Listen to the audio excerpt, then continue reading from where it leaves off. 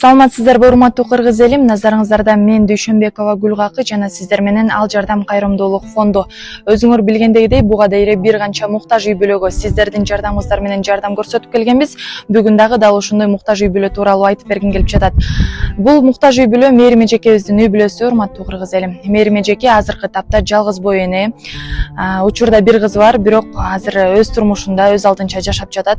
Эжекебизге 90-жылы сколиоз диагнозу коюлган. Ошо 90-жылдардан бери 11 жолу операция болгон. 11 жолу операция болгонуна карабастан, кайсы бир пайызда эжекебиздин ден соолугу жакшырса, кайсы бир пайызда ден соолугу начарлап кеткен.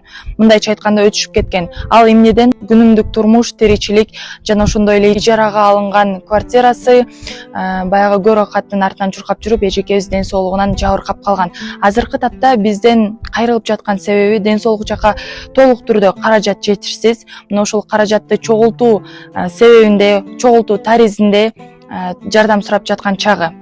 Жана дагы урматтуу кыргыз элим, азыркы тапта Мээрим эжеге дээрлик мамлекет тарабынан же болбосо башка бир жардам көрсөтүлбөйт.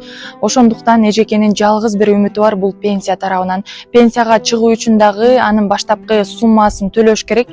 Мээрим эжеде албетте андай акча жок болгондуктан дарыланууга дагы, ушул пенсияга дагы, мындан кийинки жалгыз жашоосун аркалап кетүү үчүн дагы пенсияга чыкканга мүмкүнчүлүк суранып, жана ошондой эле дээрлик баарыңыздардан ушуга көмөк көрсөтүүңүздөрдү суранып кайрылып жатат. Демек ичкери кирип өзүнөн бир маек алсак. Мына биз дагы ичкери кирип Мээрим эже менен өзүнчө таанышалы дедик. Саламатсызбы Мээрим эже? Саламатсызбы.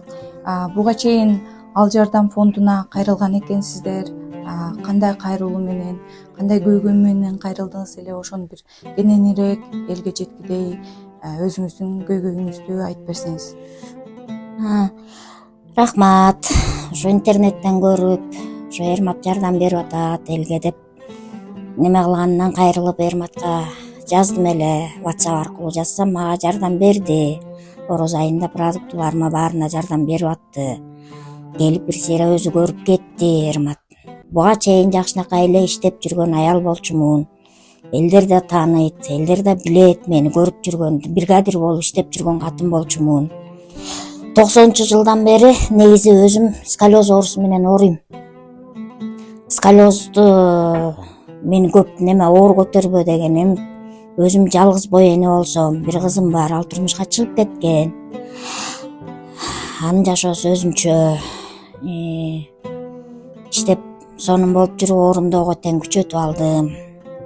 Оор жумуштарды көтөрөсүң да, бойлага чыкканда чака көтөрөсүң, эңкейесиң, ошентип жүрүп оорумду күчөтүп алып, андан кой деп жумушка бияка больницага киргем. Обул больницада 2 жерде иштеп аттым. Омодо, анан директордун астында полун жууп.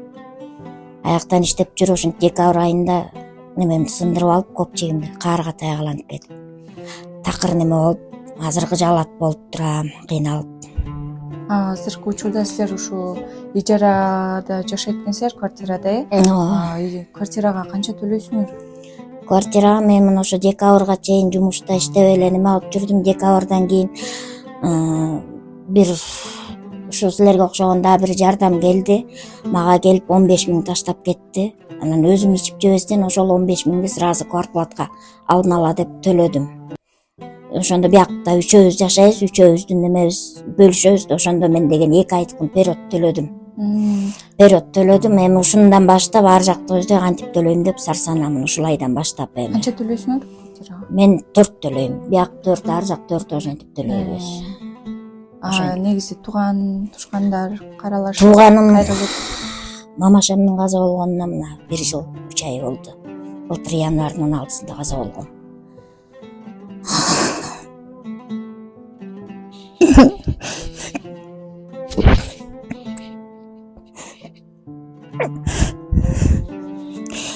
Бир тууганым бар. Бир тууганым 3 баласы бар, ал өзүнүн жашоосу менен күн көрөт. Бир тайкем бар, ал анда мында жардам берип турат. Такыр берген жок деп калп айтпайын, берип турат. Жетпейт же пенсияга чыга албайм. Алар пенсияга чыккандай акча таап бере алышпайт. Ушундай жашоодо жашап атам. Турмуштун ошо суммасы менен өзүңүздү күчтөнтүп, өзүңөр ошо кайрыл, эрте больницага бар дегенге карабастан ошо өзүңүз жалгыз боо эне болгондуктан Ачка калбайын дедим да, көчөдө калбайын, ачка калбайын деп эл менен кошо тытынып эле иштеп жүрдүм, жакшынакай эле. Ооруңузду да күчөтүп алган Оорумду да күчөтүп алып азыр басып турган кыйын болуп турат мага. Эми мындан аркы жашоосу кандай болот билбейм. Же иштеген ишим жок. Азыр жумушка да албайт. Оорулоосуң кантип алат, өзүң да араң карап жүрсүң. пенсия да албайт Ошо экенсиз. пенсияга да чыгайын десем, бияка барып кел, тияка барып кел дейт. Ага барып келгенге акчам жетпейт. Чыга албай ошентип силерден жардам сураганым ушул болчу. Бир аз каражат жагынан болсо да жардам бере аласыздарбы деп чалдым эле. Кайрымдуу кыргыз элим, Мерим эженин диагнозу сколиоз болгондуктан тез арада ушул сбордун ачылышы дагы тез арада Мерим эжеге акча каражатын жоготуп берүүгө келип турабыз. Биз дагы Мерим эже өзү айткандай, кийинки жашоосун аркалып кетүүгө, пенсияга дагы чыгууга жардам берүүнү көздөп отурабыз.